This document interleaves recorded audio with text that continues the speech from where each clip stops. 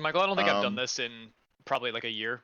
Thank you for getting me into Hearthstone. Best game ever, except when it isn't. You are welcome. It's fucking I trash. forget that it was me that recommended it.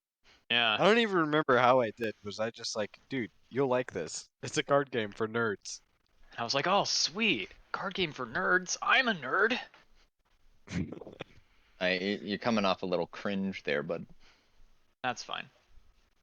I mean, isn't that what being a nerd is? Being cringe. Yeah. Pretty deep stuff. Shut up. A little too deep for me right now. So while I'm doing that, I will send. I will cast sending to Pipsqueak. Okay. Sure. Once again, I think I might start requiring work magic rolls only for things that are really strenuous or Yeah. things that explicitly deal damage. So let's Yeah. just say that happens. Sure. Yeah. Pipsqueak. The arcane incantations for launch are Ichtis Mach Ina Rongashi Impossible. Get it done. You hear back a singular short reply. Okay. That wasn't his voice. It was more like a little. It was a little like, okay.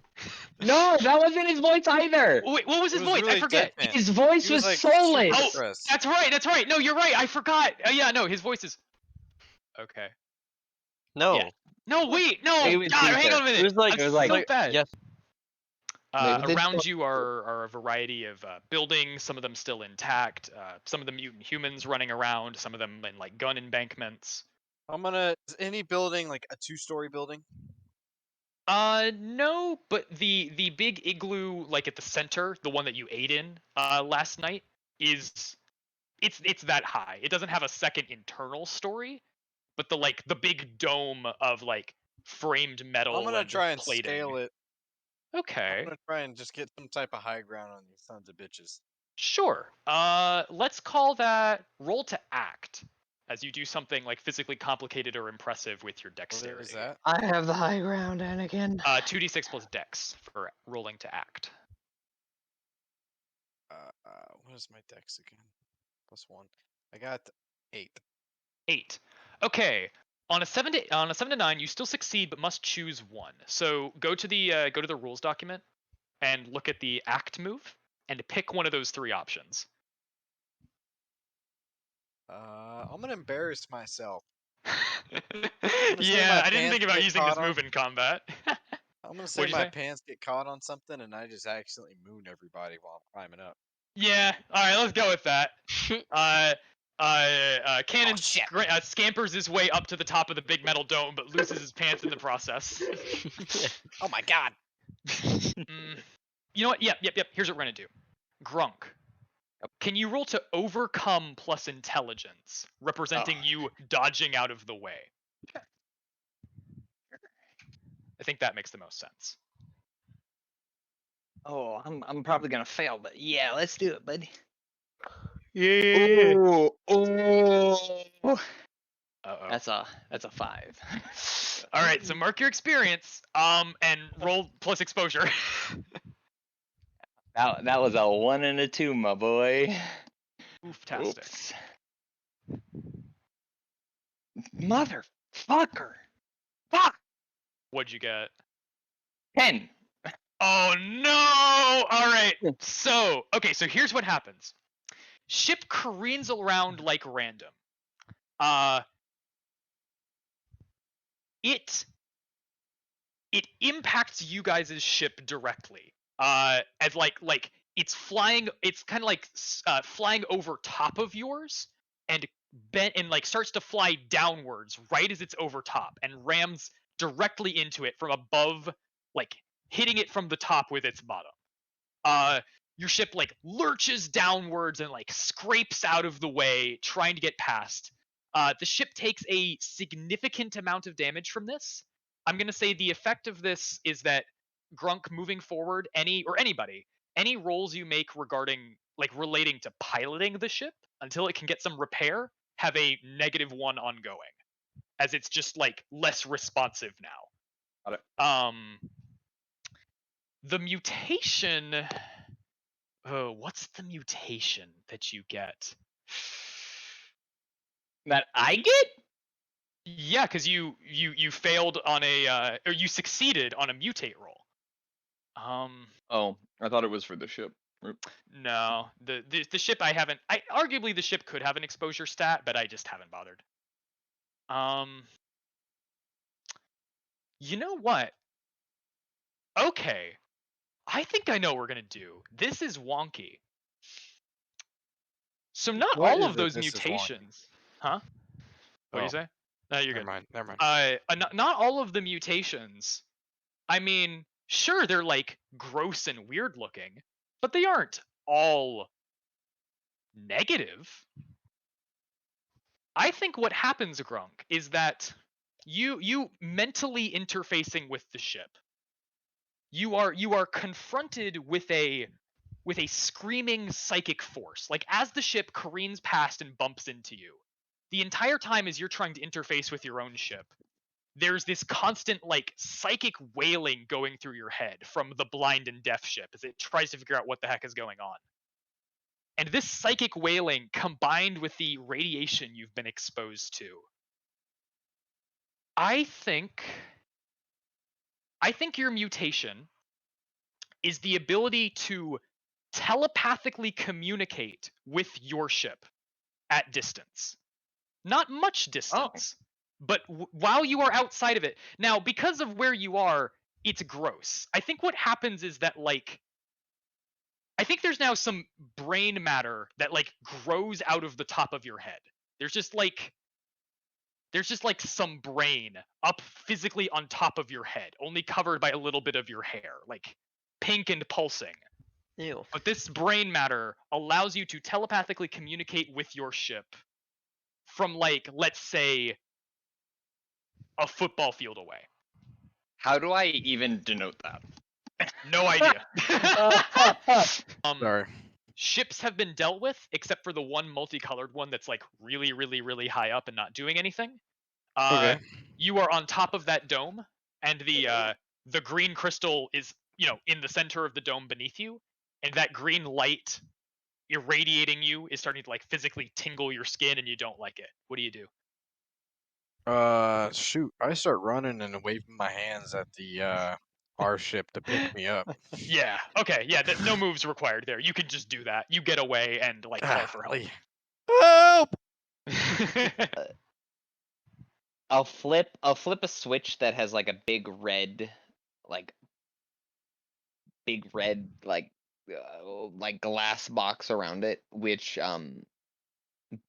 gives the ship back its own control since it is sentient. Okay. Sure. And I will just telepathically tell it, pick up the others if you would. And I will dimension door to Pipsqueak's little what do you even call it? The nerve center of this missile launching apparatus.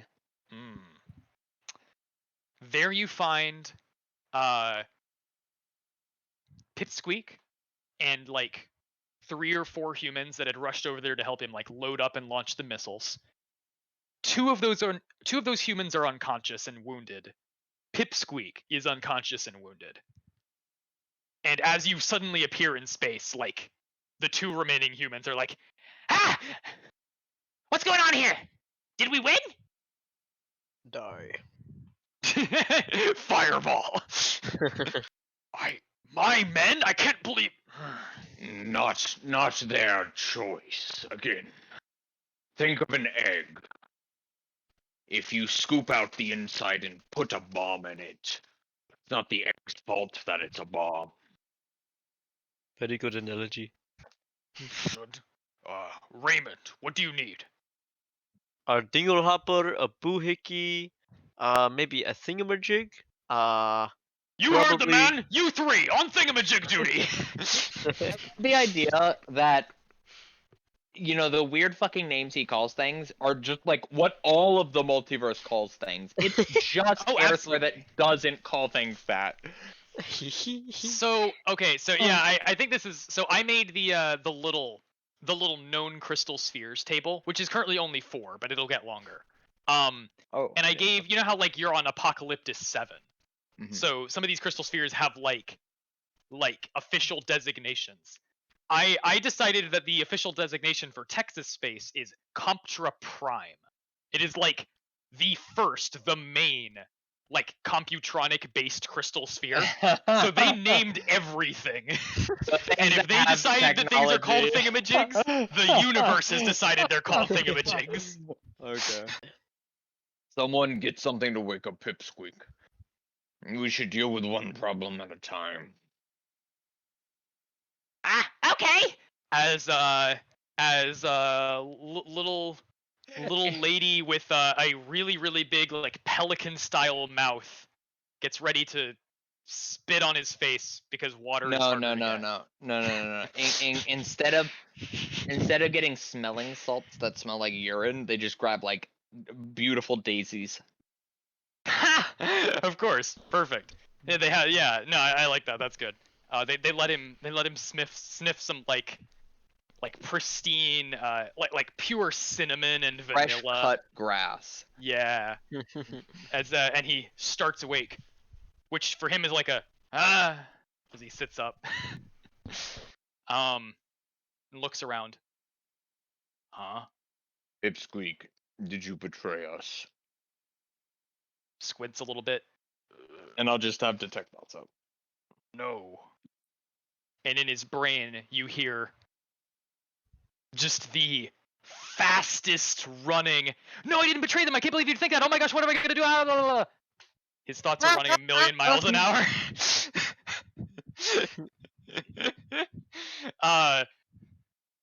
But he just goes, I didn't. Tell me what happened. He looks around at the now dispersing crowd as if he's trying to find someone, then looks at the squished bodies around him, kind of nods, and points at one of them, and went,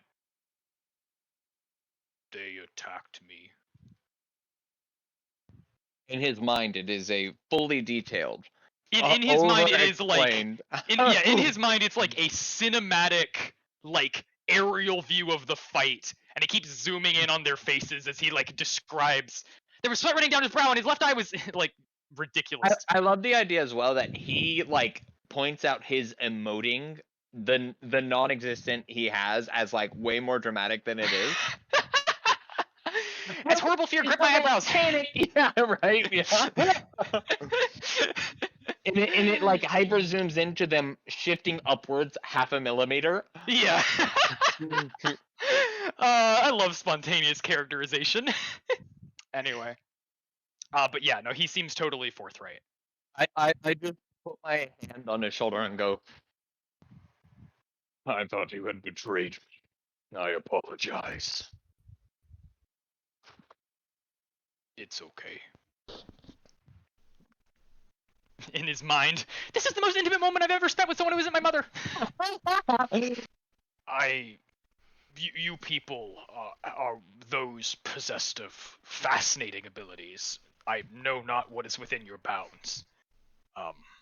Although it is distant, we do have far greater numbers of allies across this planet, with many more and substantially stronger airborne missiles. If you had a way to contact them, even if we couldn't destroy the ship, we could perhaps cause it to flee. Oh. You just need communication? Yes. Give me a name and description. Absolutely. And she describes for you like, oh, her third cousin, yeah, you know, her third cousin, Jimmy Bob Joe, with a foot growing out of his ear. Tell me something about Jimmy Bob Joe only you would know. He gets nervous around women. The Wait a foot minute. growing out of his ear. When it grew there, it had 5 toes, and he was so insecure he had one of them removed. And I'm the only one who knows about it. Damn. 5-toe Jimmy. Oh, he'd hate it if you called him that. no, So I mean I'm serious. casting sending, so No, right. Jimmy. I speak for Tangles. We need to launch missiles towards large ship. All of them. It's this, or the world is done. 25. Okay, well done. You know how the spell works. You know how the spell Oh, works. right. Okay. What? Did you guys hear that? Just me? I mean, I can't ignore something like that. Alright, you three. This is a weird No, you got like a few more. This Okay. is a weird order, three more. but all of them. You know the button. Yeah, Call it okay, there.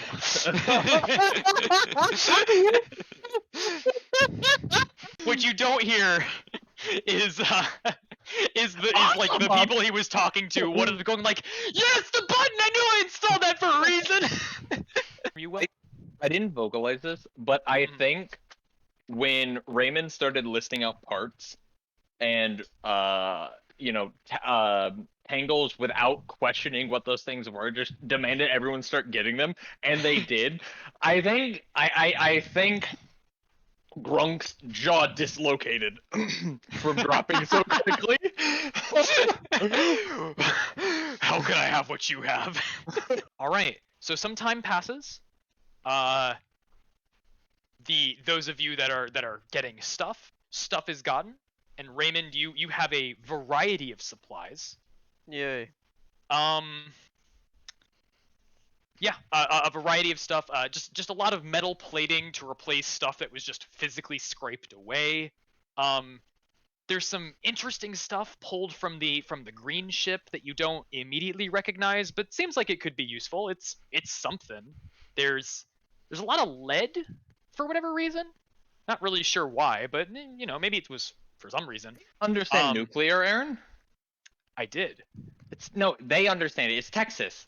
Oh, right, of course, Texas knows. Yeah, no, Raymond, you've never interacted with one directly yourself, but you've heard of, the technicians, technicians spelled with an X, the technicians, deep in the core of, like, you guys' data centers, that would, how do we cowboy this? I think they, I think... So okay, so like the classic nuclear launch codes where like you turn two keys. I think it's two people shooting at bullseyes simultaneously. You guys were given a 2-hour ultimatum.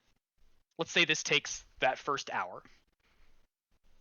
And around this time, as you all wait around, the ship continues to hover there. Nothing much changes. Off in the distance, you see two little smoke lines of 2 missiles. And then 4, and then 8,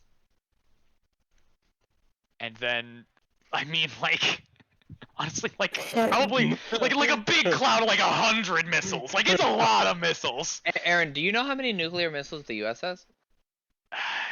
Thousands? 8,000. Final answer. That's the too U.S. Are you sure? Okay. Final answer. 700. 3,750. Okay, this is nuclear apocalypse planet. I think the ground shakes, man. A deep rumbling. Off in the distance, the sun starts to dim. Well, no, the sun's overhead. It's midday. The clouds grow dark. And for a moment, you think a storm is on the horizon. Until the clouds begin to grow? No, the clouds aren't growing.